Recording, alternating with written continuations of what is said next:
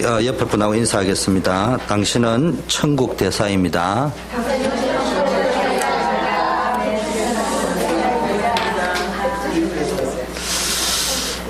대사가 좀 품위가 있어야 되는데 지금 고린도 후서가 계속 나가면서 영적 정체성에 대한 메시지들이 계속 나오고 있습니다.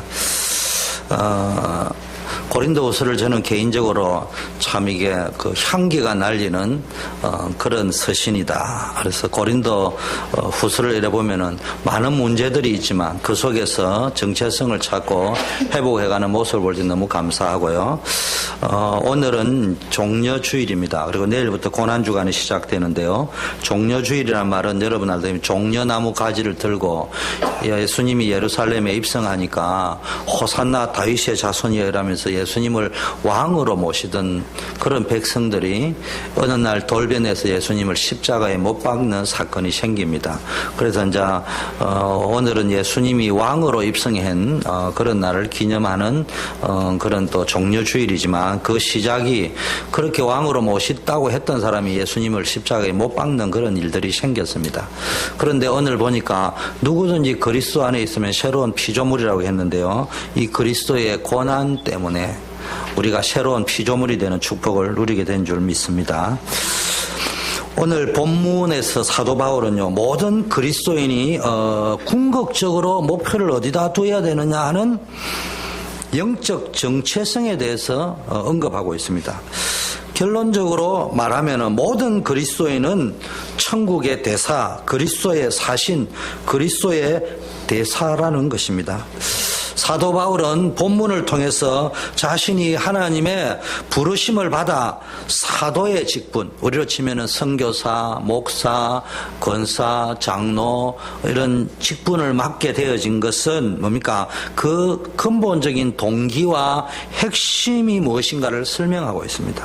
그래서 우리 워싱턴 초대교회와 또 원리스교회 전 성도님은 하나님께서 우리를 부르셨다는 그 부르심에 대한 그 소명과 하나님께서 저와 여러분을 시대적, 대표적, 기념비적으로 사용하기 위해서 부르셨다는 그 사명의식이 회복되어지는 복된 시간이 되기를 축원합니다. 먼저 첫째, 바울은 자신에 대해서 소개하기를 그리스도에 미친 사람이다.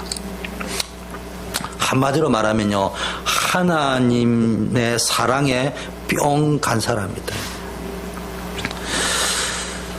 바울이 13절에 자신이 생명 걸고 사도의 직분을, 전도자의 직분, 선교사의 직분, 새 언약의 일꾼의 직분을 감당하는 동기를 아주 재미있게 표현했는데요. 내 자신이 예수 그리스도에게 미쳤기 때문이다. 우리가 만일 미쳤어도 하나님을 위한 것이다. 정신이 온전하여도 너희를 위한 것이다. 하나님께 대해서는 미치고요. 우리의 사역의 대상에 대해서는 온전해야 됩니다. 그게 우리의 사역자의 자세입니다. 근데 우리는요, 하나님께서는 말똥 하나님 앞에서는 하고요, 사람에 대해서는 크레이지 보이처럼 막 씨알이 밀어붙여버리고, 그러면 안 돼요. 여러분의 목사가 잘 못하지만 하나님 앞에는 미치고 여러분에서 온전해야 되지. 하나님 앞에는 목사가 말똥하고 여러분한테는 미친 사람 대하듯이 막 이러면 되겠습니까?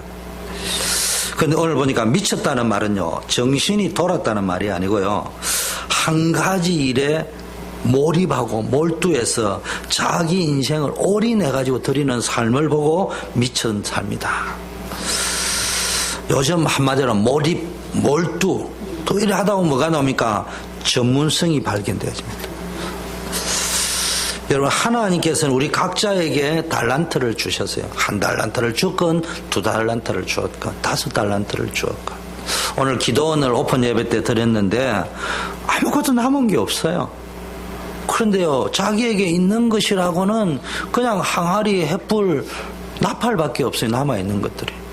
그게 뭔 소용이 있겠습니까? 근데 그게 미디안을 이기는 지혜가 되었다니까.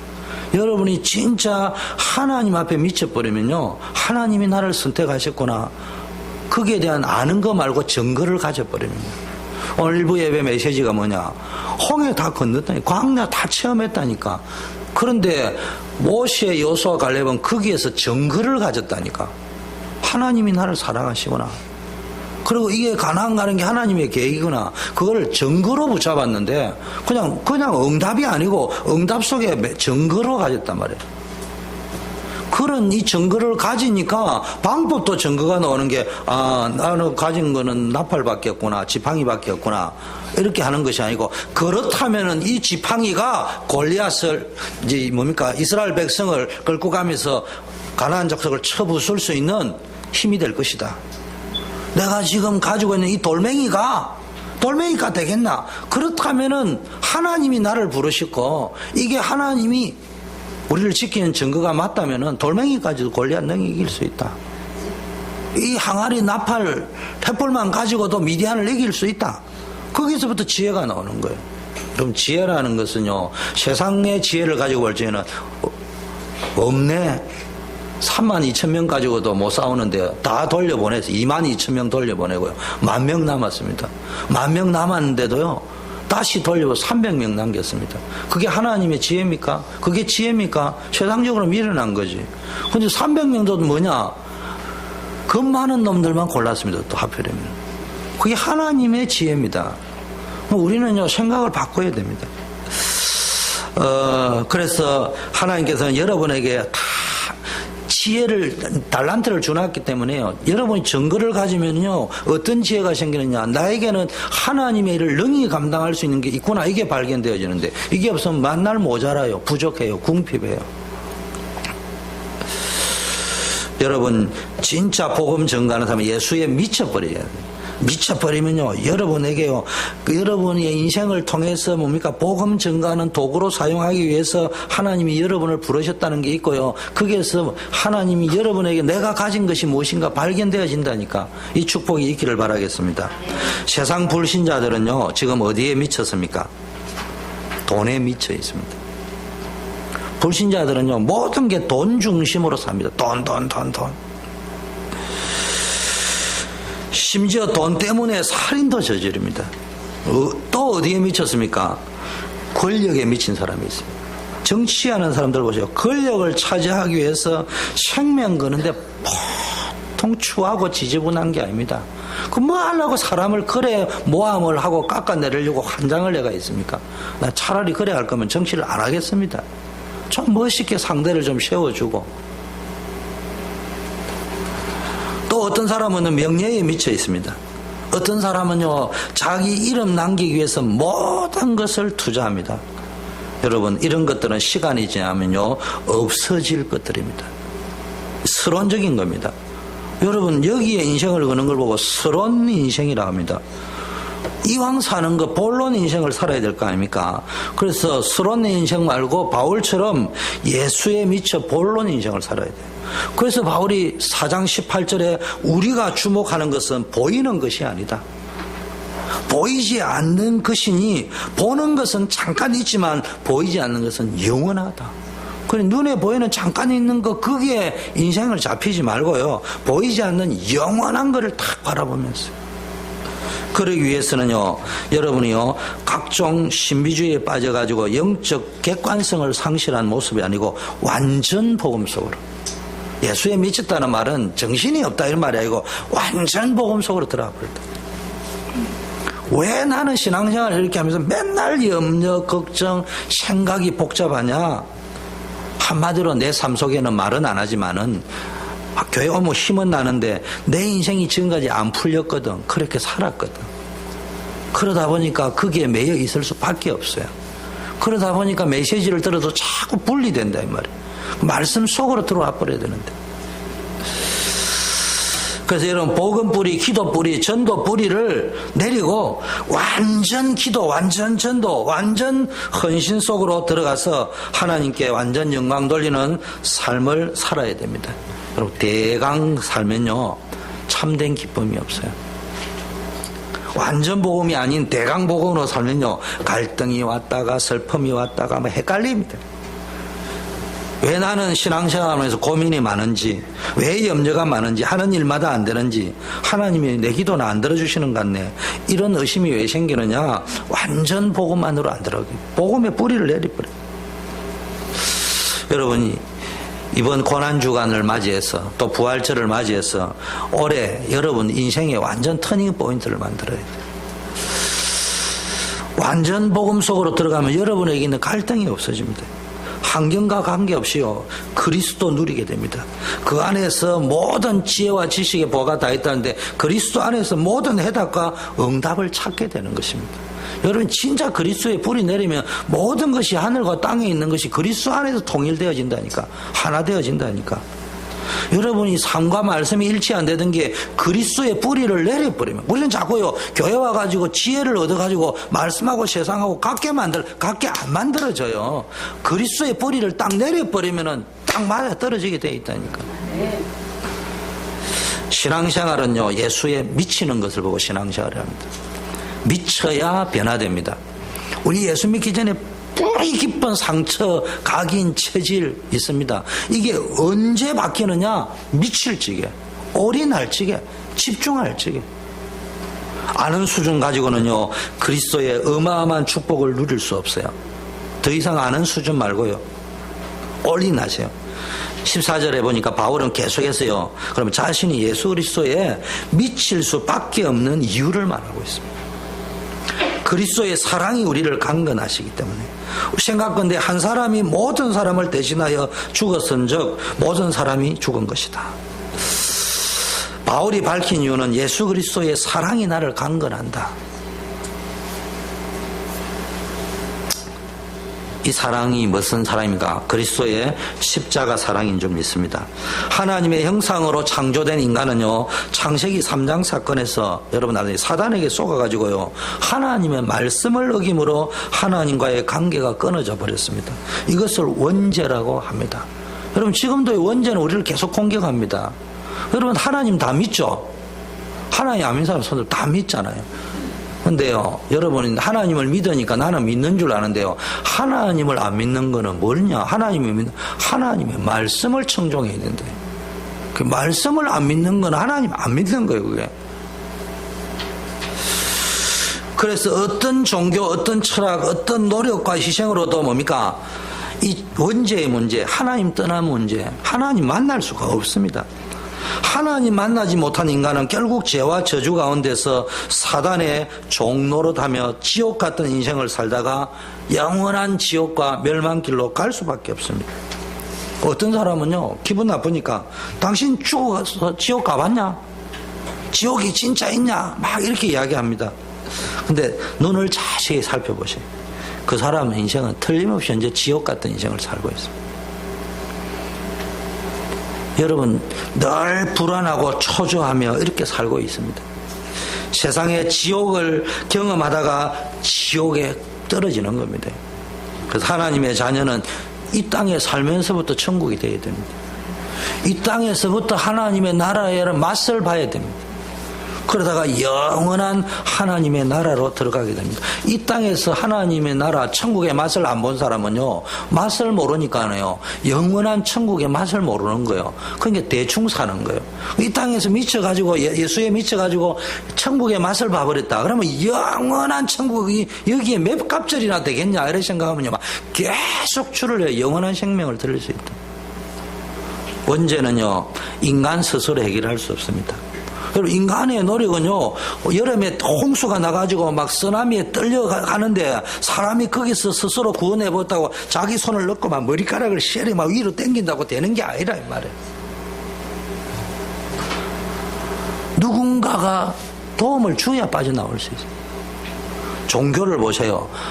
성철 스님이자 이도식 사모님의 친척 되시는 성철 스님께서 그토록 진리를 찾겠다고 노력했지만은 그가 결국 죽으면서 한 말이 뭡니까? 열반송에서 자신의 죄과가 수미산을 지나친 에베레스트산 10배. 이것이 종교인의 무단 지옥불에 내가 떨어진다. 인간의 노력으로는요 자기를 구원할 수가 없습니다. 누군가의 손길을 도움이 필요합니다. 생명줄을 던져줘야 그 줄 잡고 그 영원한 죽음의 길 멸망길에서 빠져나올 수 있는데 이 줄을 누가 던졌느냐? 예수 그리스도께서 던지셨다. 그래서 죄 없는 몸으로 예수님이 오셔서 우리를 위하여 고난을 당하신 주간이 이번 주 기념하는 거예요. 그분이 우리에게 구원의 손길을 밀었습니다. 내밀어 주셨습니다. 그래서 여러분이요, 우리 예수 그리스도께서 우리가 당해야 될 재앙과 저주를 십자가에 대신 지시고 희생제물이 되셔서 돌아가셨다가 사흘 만에 부활하셨기 때문에 우리에게 하나님을 만나는 길이 열리게 됐습니다. 바울은 뭡니까? 이런 예수 그리스도의 놀라운 그 사랑이, 자기를 죽기까지 우리를 사랑한 그 사랑이 강건한다. 강건했기 때문에 내가 예수 그리스도에 미치고 예수 그리스도를 위하여 희생하고 생을 걸게 되었다. 강건하다는 말은요, 헬라어로 시니케이라는데, 이걸 말은요, 꼼짝달싹 못하도록 붙잡혀 버렸다. 내가 완전히 사로잡혀 버렸다. 여러분 이렇게 가면은 누가 멋있습니까? 용사제 사람마다 다른데요. 남자는 여자에게 관심이 많잖아요. 여자는 남자에게 관심이 많죠. 또 사람들 대단한 사람은 관심이 있거든요. 저는 한 번도요, 돈이 많다든지 뭐 정치인을 이래 보면서 참 부럽다 이렇게 본 적이 없어요. 남자고 여자고 누구를 딱 만나면 미션이 있는 사람, 미쳐 있는 거예요. 뭔가에 미쳐 있는 사람 딱 보면요, 참 멋이 있다. 사람 자기가 또 비단 복음이 아니라도 세상적으로도요, 자기 일에 미쳐 있는 사람을 딱 보면요, 참 부럽구나. 근데 덜 미쳐 있는 사람을 보면요, 아이고 불쌍하구나, 힘들겠구나, 피곤하겠구나. 여러분 일을 하는 사람도 일에 빡 미쳐 있는 사람 보면요, 그 사람 만나면요, 우리가 볼 때는 힘들겠구나, 피곤하겠구나 이러는데 행복해요 이래 이야기합니다. 근데 우리가 볼 때 덜 미쳐 있는 사람이 볼 때는 쉬어가면서 하거나 이러는데 가만히 물어보면요, 아이고 피곤해요 이랍니다. 미쳐 있는 사람은 24시간 하는데도 자꾸 설교할 때마다 제가 이런 소리 하면 안 되지만요, 어제도 내가 설교 준비하다 자다가 있으니까 우리 저 미양 집사님이 와가지고 내가 얼른 일어나가 새벽에 또 새벽까지 또 왔더만은 또. 그래서 내가 다른 시간보다 1시간 더 일찍 왔어. 그래 1시간 내가 잠 덜 잤어. 얼른 정신 차리고 올라갔지. 그런데요, 피곤하다는 생각이 없어. 너무너무 행복해. 그게 뭡니까? 내가 거기에 미쳐버릴 수 있는, 어디에 행복해? 내가 이런 데 미칠 수 있구나. 성경 연구에 미칠 수 있구나. 하나님께 기도하는 데 미칠 수 있구나. 그러면 내가 행복해요. 뿌듯해요. 돈도 없는데 행복하다니까. 물론 뭐 토요일 날 내 생일이라서 행복했겠지, 이런 말하는 분도 있겠지만은 그거하고 상관없이 행복하다니까. 여러분 자신도요, 내가 진짜 미친 데가 있다, 행복할 거예요. 근데 지금 내가 진짜 미친 게 아니고요, 마지못해 거기에서 막 24시간을 보내야 된다, 보통 고통이 아닐 거예요. 여러분 목사도 똑같습니다. 설교 준비를 해나가는데요, 내가 내일 설교 준비해야 되는데 막 지짜야 되겠다 이러면요, 아이고 잠도 못 자고 이래 놓습니다.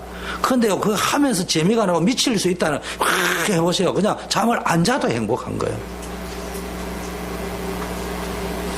여러분 진짜 미치시기를 바라겠습니다. 14절 15절은요, 바울이 그러면 미쳤는데, 예수 그리스도의 사랑에 미쳤는데, 오늘 아침부터 미쳤다 소리가 이리 많이 나요. 미친 자의 모습이 뭐냐? 고상한 말로 올인. 그가 모든 사람을 대신하여 죽으심은 살아있는 자들로 하여금 다시는 저희 자신을 위하여 살지 않고 오직 저희를 위하여 대신 죽었다가 다시 사신 그리스도를 위하여 살게 하렵니다. 우리가요, 우리를 대신하여 죽으신 이유는 두 번 다시 우리가 우리 자신을 위하여 살지 않고 나를 대신해서 죽었다가 사신 그분을 위하여. 여러분 같으면 여러분을 위하여 진짜 살려줬다 하면은 그분에 대해서 어떤 마음이 자세가 되겠습니까? 사도행전 26장에 보면 바울의 이런 모습이 사실적으로 표현되어져 있는데요, 바울이 전도하다가 죄수로 잡혀서 결박돼 가지고 갑니다.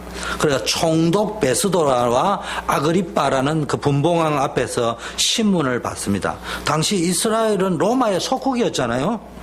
그래서 이스라엘 사람이 로마에 대항하거나 황제 위에 다른 신을 자꾸 이야기하면은 로마의 가이사가 누구예요? 황제입니다.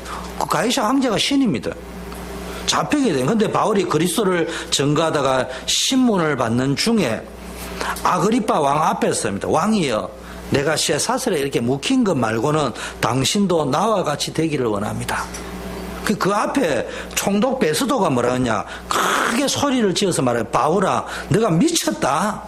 네가 많은 학문이 너를 미치게 했구나. 이러니까 바울이 베스도 각하여, 내가 미친 것이 아니고 참되고 온전한 말을 했습니다. 내가 미친 거는 분명하지만 내가 하는 말은 온전한 말이다, 이 말이에요, 지금. 여러분, 전도자는요, 진짜 불신자가 볼 적에는요, 미친 사람처럼 보여야 돼. 크레이지라는 말이 아니고 그만큼 생을 걸었구나. 그런데 늘 온전한 말이에요. 그 어떤 상황에서도요, 이처럼 예수에 미쳐 있으니까요, 그 어떤 상황에서도요, 예수 그리스도를 전거했습니다.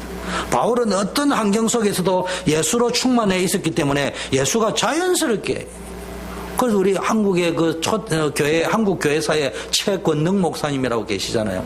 그 일제 때 막 핍박하니까 막 신사참배 때문에 막 해라고 넣으니까 막 찌르니까 예수 천당, 예수 건당, 그래서 최권능 목사님이 된 거예요. 원래 이름 따로 있는데. 근데 왜 그러니까 내 안에는 예수밖에 없기 때문에 찌르면 나올 게 예수밖에 없다. 여러분, 찌르면 자꾸 엉뚱한 부동산 나오고요. 약 이야기 나오면 여러분 안에 지금 막 죽을 가시고 약을 많이 들어가서 그런 거예요. 예수, 찌르면 예수, 내가 만난 예수, 내가 아는 예수, 내가 본 예수, 또 다른 사람을 통해서 내가 깨달은 예수. 여러분, 예수에 미쳐보세요. 그러면요, 늘 성령 충만하면 어느 상황 누구를 만나도 성경은 말씀했습니다. 성령께서 그 사람에게 맞는 메시지를 생각나게 할 것이다. 훈련받아가지고 전도하는 게 아니고요, 원래 성령 충만해 예수에 미쳐버리면은 성령께서 전할 말을 주신다. 성령이 역사하면은요, 그 사람 마음속에 감동을 줍니다. 그래서 전도는 말로 하는 게 아니고요, 성령이 역사해요. 성령이 언제 내가 예수에 완전히 미쳐버릴지, 그럼 성령이 역사하는 거예요. 장사도요, 미쳐버린 사람이 말을 해보세요. 감동이 싹 옵니다. 그래가지고 쫙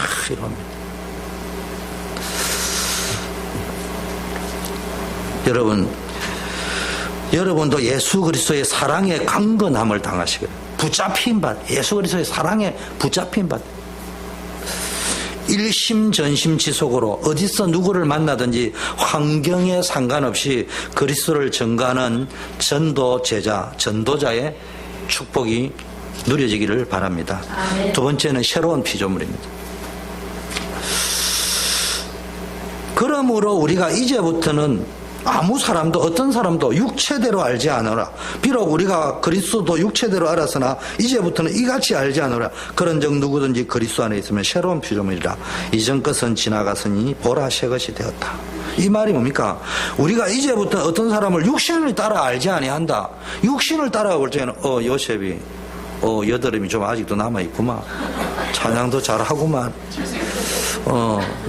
착각을 하고 있구만, 잘생겼다, 이렇게밖에 안 보인다 이 말이야. 그런데 누구든지 그리스도 안에 있으면 자네는 천국 대사구만, 이 말이야. 지금 이 말이야, 이 본문 말이. 육체대로 보니까 모자라기도 하고 가난하기도 하고 아무 배경도 없고 쓸모도 없고 학벌도 없고 문벌도 없고, 뭐 저런 인간을 썼냐. 오늘 아침에 오픈제 기도원 했는데 하나님이 기도원 보고 용사라 했는데, 기도원이에요. 용사는 개코가 용사야. 미디안이 겁이 나가 밀틀 안에서 타작하고 앉아있고요. 뭐 심부름 시키가 저가지고 박살내고 오라니까 낮에 겁이 나가 밤에 몰래 가가오고요. 뭘 해라 하니까 자꾸 주저하고 뭐 이래라 저래라. 간이라고는 내가 볼 때 성경 66권 톡 들어가 제일 간장한 사람이 기도원이요. 그런데 용사라. 그래서 아침에 용사가 뭐냐? 세상이 말하는 용사는 강하고 담대하고 파워풀한 사람이 용사인데, 하나님이 기도원을 보고 용사라 한 거는요, 무슨 의미냐? 내 말을 청종할 수 있는 사람. 아멘. 그 사람을 보고 용사라는 거예요. 하나님의 말씀에 청종할 수 있는 사람. 근데 바울 자신이 사도로서 사역을 하게 된 것은 그리스도 안에서 생명 걸고 사도로서 여러분 또 이래 들으면 안 돼요. 나는 사도가 아니니까. 그게 아니고요. 지금 그 말이 아니고 바울이 지금 내가 여성교회 회장으로서 남성교회 회장으로서 뭐 이렇게 생명 걸고 하게 된 것은 내가 그리스도 안에서 새로운 피조물이 됐기 때문이다. 선포. 그 여러분 쉐거요, 쉐거. 아다라시, 쉐거. 맞아요. 그 일본말 그랬어요. 쉐거야, 우리는. 흥기 없어, 우리 인생에는. 날마다 새롭다니까요. 여러분의 신앙생활, 그래서 얼굴을 볼 적에 왜 저래 헌거지 이러면 안 돼요. 날마다 어쩜 저래 새롭지. 우리 민사모님 보세요. 날마다 새롭잖아. 딱 보니까 우리 저 보세요. 저 종옥이 언니 보세요. 옛날에 뭐 머리에다가 뭐 이렇게 시커멓게 염색을 해가 다니셨는데 어느 날부터 에이, 멋있는데 이러니까네 목사님 나이가 뭐 그냥 해보세요. 탁 했는데요. 딱 보니까 007 제임스 본드에서 많이 보는 거예요. 영화에 보니까. 저분을 어디서 많이 봤어. 이야, 영화 배우야 완전히. 그렇지. 영안이 확실히 열린네, 안집사님. 그렇죠. 여러분 신앙생활 할 때 이게 있어요. 나는 새로운 피조물이다. 자신이 있어야 돼요. 여러분 화장도 중요하지만 여러분이요 자신이 딱 있으면 미쳤다는 말은 자신이 있다는 이야기거든요. 내 하는 일이 가치 있는 일이란 말이에요. 딱 그러면요 사람 얼굴에요 여기에 미쳤기 때문에 뭐가 보이는 거예요? 광기가 나타나는 거예요. 근데 여기 광기는 미친 기가 아니고 빛광자 기가 빛이 그게 제 말이 아니고 성경에 나와 있어요. 모세의 얼굴에 광기가 꽉 비쳤다니까. 그건 미친 기가 아니고 그리스도의 영광의 광기가. 그러면 딱 보면 사람이요, 이야. 우리 추영록에 어느 자매가 있는데요. 자기 입으로 했으니까 내가 이 말해도 방송 타도 돼요. 자기가 간증해. 나는 내 얼굴을 딱 보는 순간에 어느 남자가 좋아하겠냐. 각이 딱 제가 남자 여러 명 잡아먹을 사람처럼 보이고 이리 봐도 못생겼고 저리 봐도 못생겼대.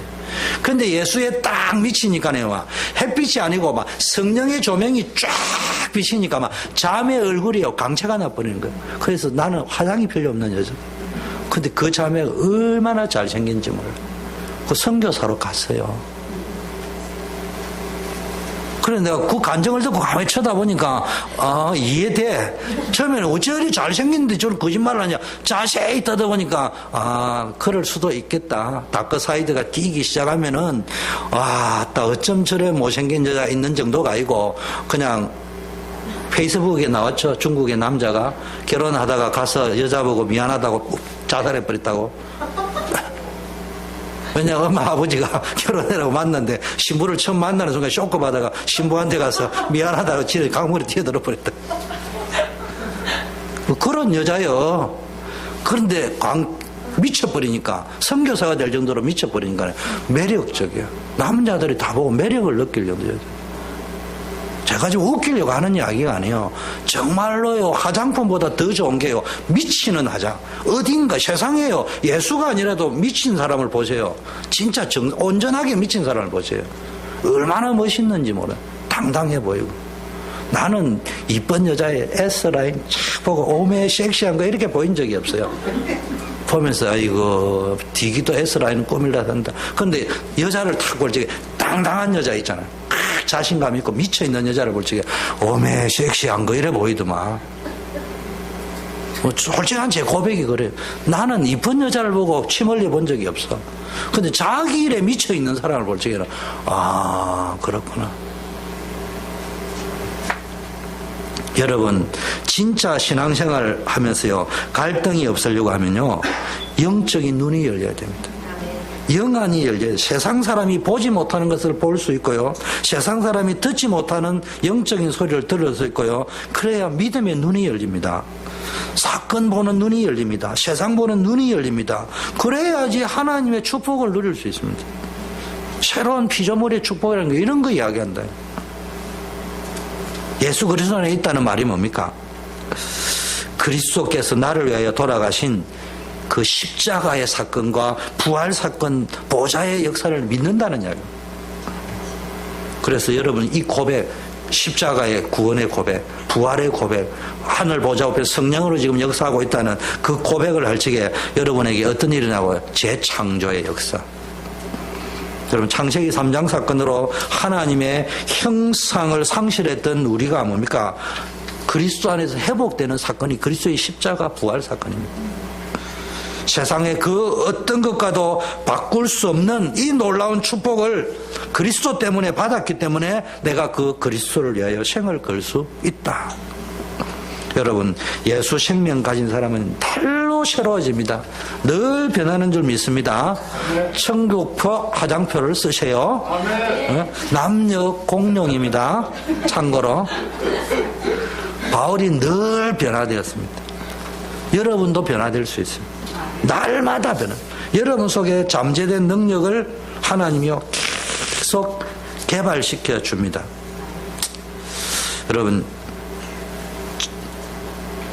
여러분이 진짜 그리스도를 만나면요 변화가 되게 되어 있습니다. 여러분, 예수님을 영접한 후에 변화되었는지 한번 점검하셔야 돼요. 언제 여러분이 고상했습니까? 남들이 다 노는 이 일요일에, 이 봄에, 이 주일날 그것도 아침에 한금 시간에 와서 주일 성수 드리고 예배 드린다. 최경숙 집사님, 언제 어느 인생에 그래 살아봤어? 예수 믿고 나니까 이렇게 생을 걸지. 내가 아무리 봐도 까가 용서하세요. 봄날 날라리 깐데 저 어디 놀러 가고 이러셔야 될 건데 여기 예배 드리러 다 앉아 계신다. 우선순위를 잡았다. 이게 그리스도 안에 새로운 피조물이라는 증거라니까. 아멘을 크게 안 하셔요. 그런데요, 주일 성수뿐만 아니에요. 지금 복음 위해서 헌신하는 분은 뭐 말할 필요도 없어. 이게 뭐 무슨 고상해서 그럽니까? 이게요, 진짜 그리스도 안에 변화되지 않은 사람은 내 힘으로 이게 불가능한 거라니까. 모르겠어요. 속으로는 뭐 여러분들이 아이고 이러면 주목사님이 오셔가지고 예배도 많이 해가지고 이거 다 할래 힘들다 하지만 그래도 이렇게 하고 있는 걸 볼 적에는 이게요 내 힘으로 할 수 있는 게 아니라니까.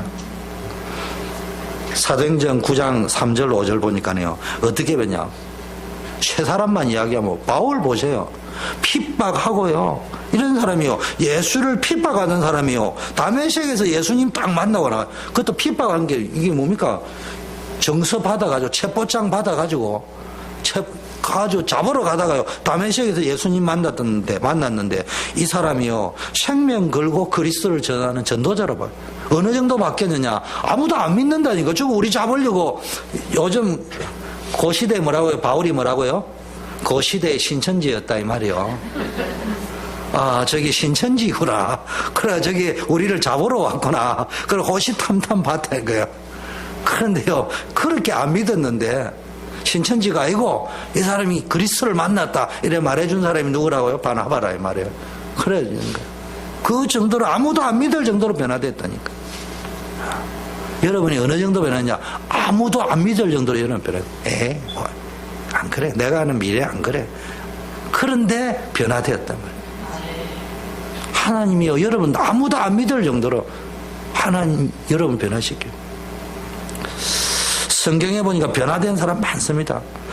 아까 바울은 180도 바뀌었고요. 삭개오 보세요. 아는 길하고는요 돈밖에 모르던, 남이야 죽든 말든 내만 돈 부자 되면 된다 이러던 사람이요 어느 날 예수님을 탁 만나서 자기 재산의 절반을 팔아가지고 가난한 사람들에게 나누어 주겠다, 이 정도로 바뀌어버렸습니다. 일단 복음이 들어가면, 예수님 만나버리면 근본적인 생각이 바뀌는 거예요. 우선순위가 바뀌어버립니다. 보세요. 사마리아의 우물가의 여인, 사마리아 수가성 여인 보세요. 희망이 없습니다. 남들이 사람 취급을 안 합니다. 사마리아 사람이라는 자체에서 사람 취급을 안 하는데 거기다가 막 그러면 그렇지 네가 사마리아까지 5번 이혼했습니다. 6번째 남자하고 살면서도요 행복이 없습니다. 그러니 사람들 보기가 민망해가지고요 물 길러도 사람들 많은 시간에는 안 나와요. 그런데 예수님이 딱 만났습니다. 이 사람이 어느 정도 바뀌냐? 사람들이 무서워가지고 사람 피해 다니면서 사람 많은 시간 나오지도 않던 사람이요 어디로 갔냐? 동네 밖에 있던 친구가 동네 안으로 가면서요 복음 전거하는 전도자가 되었습니다. 인생이 치유되고 생각이 치유되고 마음이 치유되었습니다. 여러분, 예수 생명 들어가면요 자연스럽게 변화가 일어납니다. 물 같은 인생이 포도주 같은 인생 된다고 했죠. 상품 같은 인생이 아니고 뭔 인생이라고? 작품 같은 인생입니다. 상품은요, 비교야, 비교. 더 좋은 게 나오면 쓸모없어져요. 작품은 영원한 거예요. 비교 대상이 없어. 비교할 수 있는 게 아니에요. 작품이라는 것은 비교하는 게 아니에요. 여러분, 베토벤의, 나 음악가, 베토벤의 해난 거하고 모차르트하고를 비교를 합니까? 어느 게 좋다? 이런 소리는 안 합니다. 베토벤은 베토벤이고 모차르트. 왜냐? 그게 작품이기 때문에. 근데 내가 노래를 했다, 안시가이보다 좀 잘하네, 못하네, 이런 평가를 합니다.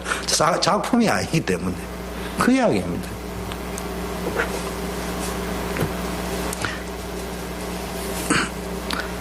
자, 여러분, 그러면 어떻게 되느냐? 새로운 피조물이 되었을 뿐만 아니라 이렇게 새롭게 변화된 피조물에게는 하나님 또 새로운 놀라운 직분을 주셨어요. 이게 지난 직분은 축복의 통로라는데 화목케 하는 직책. 그리스도의 대사. 쉽게 말하면 여러분 재창조 사역의 대사로 불렀다. 여러분은 재창조 사역의 대사입니다. 이런 말을 하세요. 말씀을 들으세요. 여러분이 아니고 권사님, 집사님은 재창조 사역의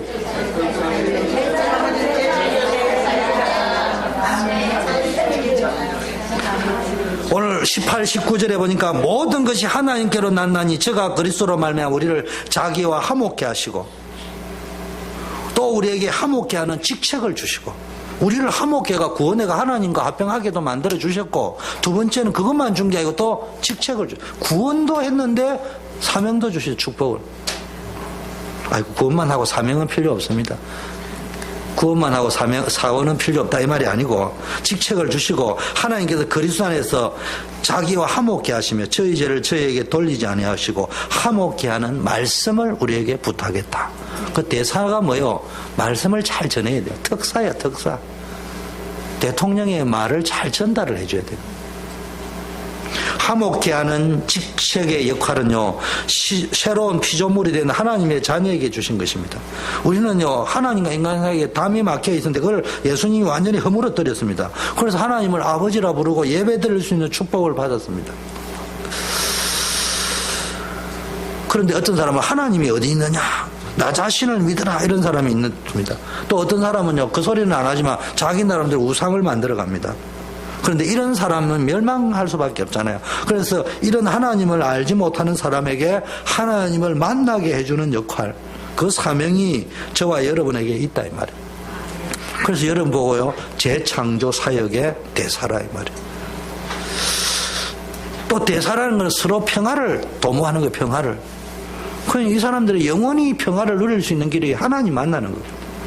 화목케 하라는 말을 화평케 하는 말씀을 우리에게 부탁하셨다. 화목케 해라.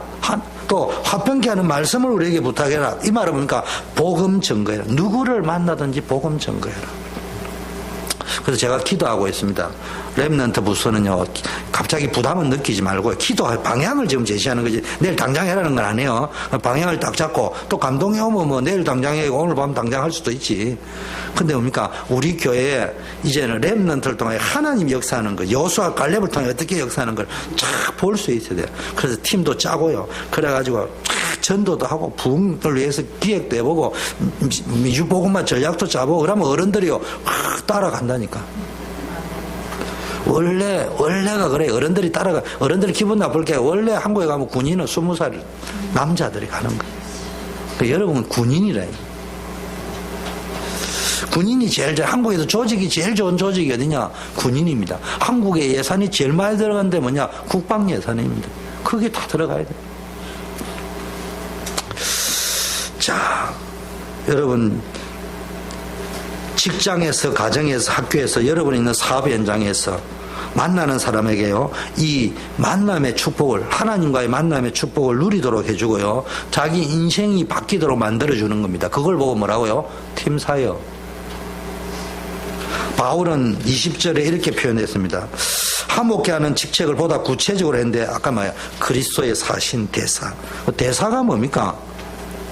파송된 국가에서 주재하면서 자기 나라를 대표해가지고 그 파송된 국가의 정부와 외교적 교섭을 하는 거예요.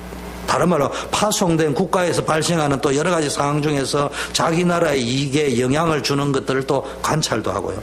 또 자국 정부에 보고도 하고요. 또 파송된 국가에 있는 자기 나라의 국민과 그 재산과 이익을 보호하는 것을 주 직무로 합니다.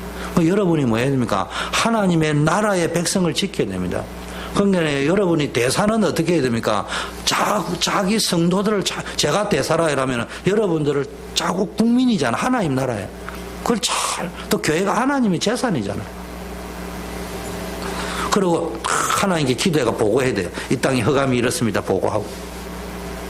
또 지시사항 받고. 전달사항 받고. 미국에 대사로 갔다는 말은 미국과 한국 관계를 뭡니까? 개선해서 뭡니까? 조국과 파송되어진 국가의 관계를 회복해 나가는 관계를 만들어 갑니다. 그런데 성경에서 뭡니까? 우리를 그리스도에 사신 대사라고 말해요. 우리가 그런 대사의 역할을 한다. 그래서 대사가 어떻게 행동하느냐. 그 대사가 잘못하면 큰일 나는 겁니다. 그래서 대사의 가장 큰 책임은 조국과 파송되어진 국가와의 양국 관계를 가장 좋은 상태로 유지시켜주는 거예요. 그래서 우리는요, 대사가 어떻게 행동하는가 가장 중요한데요. 대사가요, 개인 문제에 걸려가 긍정하고 초보자적인 신앙에 빠져 있으면 안 됩니다. 그래서 뭐라고 했습니까? 그런 적 우리는 몸으로 떠나 있든지 주를 기쁘게 하는 자가 되기를 힘쓰노라. 이는 우리가 반드시 그리스도의 심판대 앞에 나타나게 되어 각각 선악간에 그 몸으로 행한 것을 따라 받으려 함이라. 주를 기쁘게 하는 자가 된다. 누구를? 나를 기쁘게 하는 자가 아니고 나를 파송한 자를 기쁘게 하는 자. 하나님 나라의 백성이 볼지기 기뻐하는 자. 그리고 또 뭐라고 해요? 7절에는 우리가 믿음으로 행하고 보는 것으로 행하지 않는다. 하나님 눈에 보이는 걸 기뻐하지 말고 뭡니까? 믿음으로 행한다. 여러분, 개인 문제는 죽을 때까지 옵니다. 물질 문제, 건강의 문제, 인간관계의 갈등 계속 옵니다. 그런데요, 이런 데 매여 있으면 늘 스러운 인생 살면서 신앙의 성장과 발전이 안 됩니다. 하나님이 주신 사명 감당이 안 돼요. 사단의 놀잇감밖에 안 돼요. 그러다 보면 결국 후회하는 인생 됩니다. 그래서 오늘 하나님께서 여러분에게 후회하지 않는 인생을 살아라고 여러분 정체성을 회복시키는데 그리스도의 사신 대사라고 이야기했습니다. 그래서 여러분 가슴 속에 이런 영적 정체성을, 세상이 볼 적에는요, 별 볼 없고 가진 것 없고 아무것도 없습니다. 그러나요, 하나님은 여러분을 대사로 불러주셨어요. 바울 보세요. 아무 배경, 자식도 없고 가족도 없습니다. 여러분 자식이 있잖아요. 그럼 또 말할 거예요. 차라리 없는 게 낫겠습니다. 이런 말. 그거든요. 있기 때문에 그 소리 할 수 있는 거예요. 없어 보세요. 그 있는 사람이 하는 그걸 착각이라고 하는 거예요. 여러분, 가진 것은 바울은 하나님의 은혜밖에 없는데도 세계를 뒤집는 그런 주역이 되었습니다. 여러분들도 이 축복을 누리게 될 줄 믿습니다. 결론입니다. 우리는 새로운 피조물, 재창조의 축복, 새로운 축복을 받아야 약속했는데요. 예레미야 4장 1절 4절이 있는데요. 여러분, 이스라엘아, 네가 진짜 돌아오려거든 딴 데 돌아가지만 나에게 돌아오라. 이 말은 뭐냐? 여러분이 인생이 안 풀리니까 돌아가기는 돌아오는데 어디로 돌아오느냐? 하나님께로 안 돌아오고요. 하나님 옆에 있는, 이리 오는 줄 알았는데 오래 가버렸네. 그런 식으로 좀 하지 말고 또 물방개 같은 소리를 있잖아. 물방개가 이랬다 하면 오래 가면 되는데 요만큼 또 요리 싹 가면요, 얼마나 아쉽습니까? 내가 가장 가정스럽게 여기는 것, 우상을 다 버리고 네 기준, 내 욕심을 따라가는 그게 우상이랬습니다. 다 버리고 너의 마음이 흔들리지 않게. 여러분, 우상 섬기고요, 자기 기준, 자기 욕심 따라가는 사람은요, 수시로 마음이 흔들립니다. 이리 흔들렸다 저리 흔들렸다. 그러면서 이런 말을 했습니다. 참으로 나 여호와가 말하노라. 유다 백성과 예루살렘 중에 가시 덤불 속에 씨를 뿌리지 말라. 묵은 땅을 갈아엎고 씨를 뿌려라. 그래서 스스로 할례를 행하고 너희 마음 가죽을 베고 나 여호와께 마음의 가죽을 베라. 뭡니까? 묵은 땅을 갈고 가시덤불에 파종하지 말고 스스로 할례를 베고 마음의 가죽을 베고 여호와께 속하라. 무슨 말이냐? 여러분, 저는 잘 모르는데요. 뱀은 1년에 한 번씩 껍질을 벗는다고 하네요. 그래서 생긴 말이에요. 탈피하지 못하면 뱀이 죽는데요. 껍질에서 뭐 빠져나오면.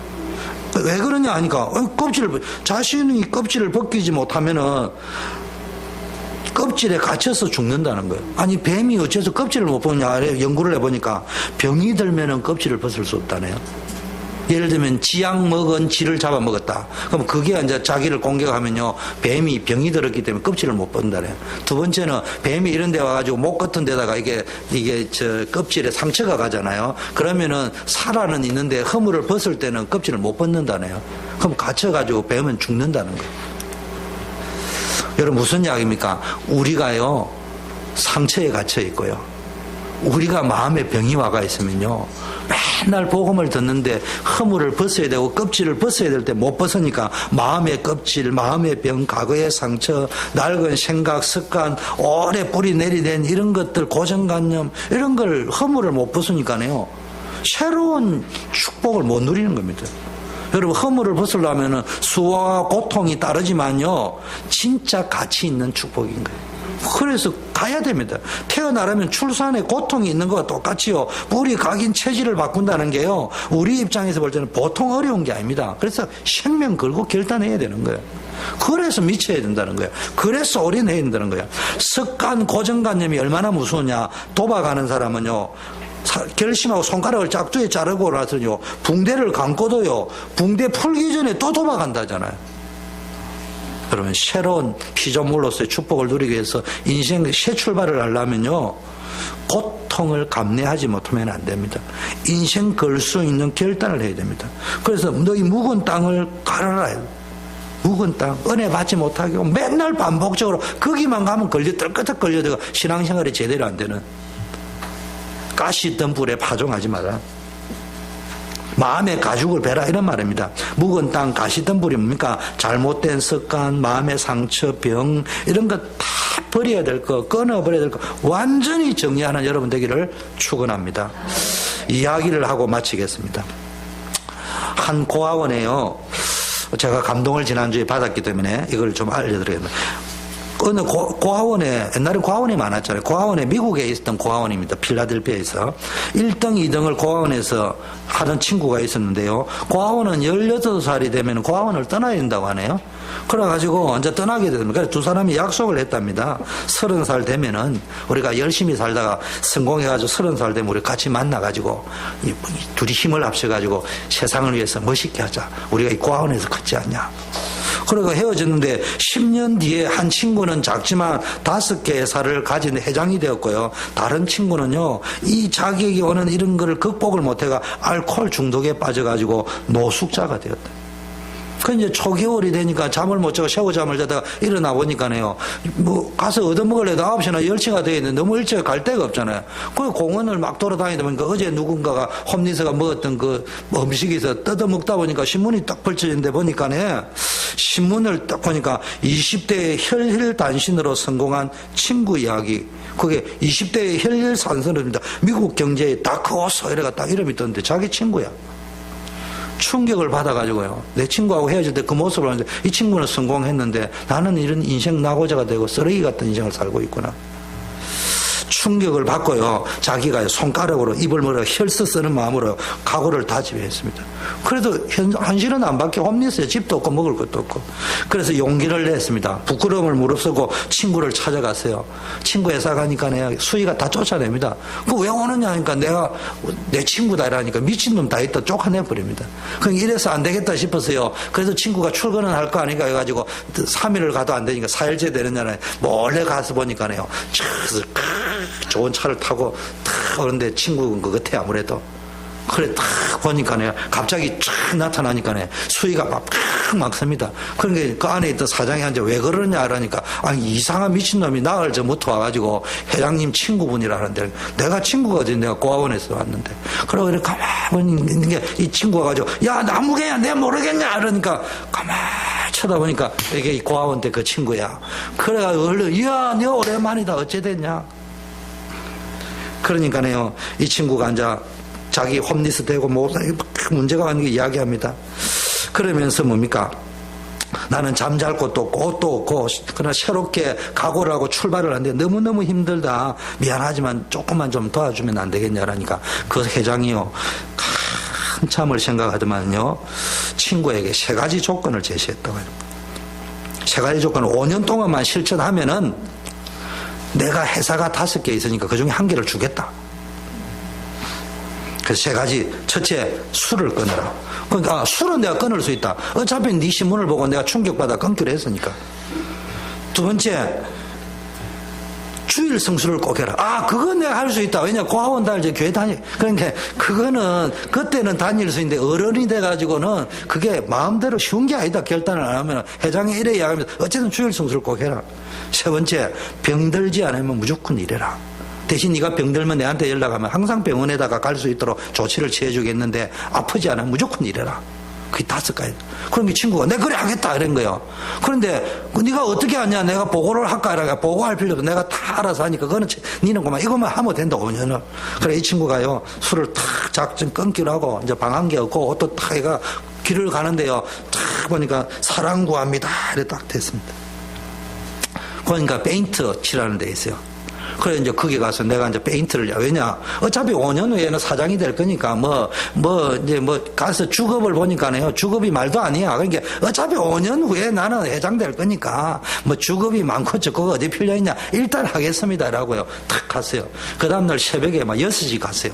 그러니까 사장이 왜 이래 아침부터 대바람에 왔냐래. 내가 이 새로운 각오를 하려고 일찍 왔으니까 사장님은 주무시라고. 그래가 딱 보니까요 사장 집을 보니까 하수도가 막혀 있어. 그러니까 풀이 막혀가 있는 거야. 그 풀을 뜯어가 하수도를 딱 정리를 했어요. 9시가 되니까 사장님이 딱 나왔어. 딱 보니까는 자기도 잘 아는데 자기 집이 깨끗이 정리가 돼 있거든. 그래 이거 어째서 이러냐. 내가 이렇게 노는 시간에 잘 정리했습니다. 그러니까 사장이 하는 말, 이거는 주급에 안 들어갑니다. 왜냐하면 미국 스타일이 들어가면은 3시간 일찍 온 거 돈 줘야 되고 꽂히고 그거 안 됩니다. 그거 안 해도 됩니다. 그러니까 이제 페인트 칠하러 가라고 한 거예요. 아프지 않으면 일하러 가라 했으니까. 그래가지고 이제 일하러 탁 가니까 페인트 칠을 하다가요 옛날 같은 거 대충 할 건데 페인트 칠 앞에만 쫙 하고 뒤에는 한 벌만 쫙 하는데 가만히 생각하니까 내가 5년 후에는 틀림없이 회장이 될 거란 말이에요. 약속했으니까. 그런데 이게 5년 후에 했는데 이거 내가 지금 했던 거 잘못했다면 5년 후에 내 캐리어에 흠이 되는 거야. 그러니까 그 욕 들으면 안 되대. 열심히 해가 잘한 거야. 그러니까 이걸 지켜보던 사람이 보고는요 이 사람 너무 믿을만해서 소개를 해가지고 계속 축복. 그러니까 이 사람 때문에 요셉 집에 보디발이 축복 가듯 이 사람 때문에 페인트에서 사장이면 졸지에 성공해버린 거야. 이 사장은 필라에 있는데 이 사람이 나중에 뉴욕에 지점까지 내게 된 거야. 그러니까 이 사람이 그럼 뉴욕 지점장 당신이 좀 맡아달라. 그래가지고 이렇게 계속 주일 성수를 또 앉아 친구 말다가 가서 딱 하니까 처음에 가니까 웬들 얼마나 고생을 했으면 늙은 키가 보이겠어요. 그러니까 사찰 집사님 보니까 이게 신발 도둑질하러 왔는지 주일 학교 와가 어슬렁어슬렁하니까 이제 도둑질하는 거 관찰을 하고 있는데 이제는요 열심히 가서 예배 드리고 심지어는 우리 집 구역장 근처 모임까지 다 가고 주일학교 교사도 하고 성가대도 하고 이러다 보니까 이게 교회에 이제 필요한 사람이 된 거예요. 그러다 보니까 이제 나중에 뉴욕 지점은 너무 발전해가지고요. 이제 4년 8개월째는 뉴욕 지점이 필라 지점보다 더 커졌어. 그런데 때마침 필라 사장님이 죽은 거야. 죽으면서 유언을 하기를 저 친구를 뉴욕 지점장을 우리 회사 사장님으로 시키라. 그래 이제 이 사람이 이제 사장이 됐어요. 그래가지고 이제 친구를 찾아가니까요. 친구가요. 이야, 반갑게 맞으면 너 어쩜 그렇게 잘했냐? 어째 그래 잘할 수 있냐? 내가 너무 행복하다. 니만 생각하면은. 그러니까네. 아니, 네가 어떻게 아는데? 이러니까요. 벽장을 탁 열어주는데 보니까 4년 반 동안 그 친구가 아마 했던 일을 보고서가 올라와가 있는데요. 내가 이런 보고서를 읽을 때마다 얼마나 행복했는지 살맛이 났다. 네가 이래 하니까. 그래, 야, 회사 하나 줄게. 이래 한 게. 그거 하는 말. 나 이제 사장 됐는데 왜 회사 필요 없다. 그러면서 뭘 이야기했다니까. 니하고 내하고 합쳐가지고 우리가 진짜 중요한 사업을 재단을 만들어가지고 진짜 이 사회를 위해서 필요한 일을 우리 뜻을 모아서 하자. 그래가지고 재단을 만들어 했는데요. 그게 한국에 6.25 사변틀지 한국의 부산에 고아원 2개씩 만들고요. 그 재단에서 다 만들었다. 이게 지금 무슨 이야기냐? 여러분 삶에요, 껍질을 벗어야 된다는 거예요. 그 요즘 뭐 예수 믿는 사람 술 끊어라 이런, 나는 술 안 먹는, 그 말이 아니잖아요. 술 말고 끊어야 될 거 있단 말이에요. 나의 술에 해당되는 끊어야 될 게 뭐냐? 그거를 끊어야 된다니까. 두 번째는 뭡니까? 여러분, 우리는 자꾸 일을 안 하고요. 일 안 하고, 한국 사람 특징은 놀고 먹으려 합니다. 할 수만 있다면. 그래가지고 막 열심히 막 부동산 같은 거 모아가지고 그거까지 그거 아니에요. 관광하라고 보낸 게 아니고요. 일하라고 보냈어요. 그 여러분, 일하는 기쁨이 있어야 돼요. 그 여러분, 월급을 많이 받고 적게 받는 게 일터가 있다, 교회에서 일한다, 보통 축복이 아닙니다. 성수주일이다. 성수주일은요, 출애굽기에 보니까 성수주일 해라고 했는데 안 하면 반드시 죽이라고 이야기했어요. 실제 죽었습니다. 민수기 15장에 보니까요, 실제로 주일날 일 안 하고 나무하던 친구를 발견했는데요, 하나님이 모세를 통해 죽이라고 이야기합니다. 근데 요즘 죽이면 큰일 납니다. 그런데 원리는 똑같다면 정신은 똑같습니다. 쉽게 말하면 여러분, 하나님과 함께하는 날이 있어야 된다니까. 예배에 성공해야 돼요. 하나님과 또 은혜를 받는 이런 축복이 여러분 누려질 적에 여러분이 새로운 피조물이 될 수 있단 말이에요. 이런 결단이 있어야 돼요. 그거 없이 막 그리스도가 다 한다, 그건 헛소리라고 합니다. 그걸 보고 하나님께 미친 게 아니고요, 완전히 하나님께는 제정신이 아니고요, 사람에게도 제정신이 아니고 이러면 안 되는 거예요. 자, 우리 기도하겠습니다. 하나님 아버지 감사합니다. 오늘 그리스도의 대사로 우리를 불러주심을 감사합니다. 날마다 그리스도의 비밀을 누리면서 날마다 새로운 피조물의 축복을 누리게 하옵소서. 예수 그리스도 이름으로 기도드립니다. 다 함께 일어나시죠.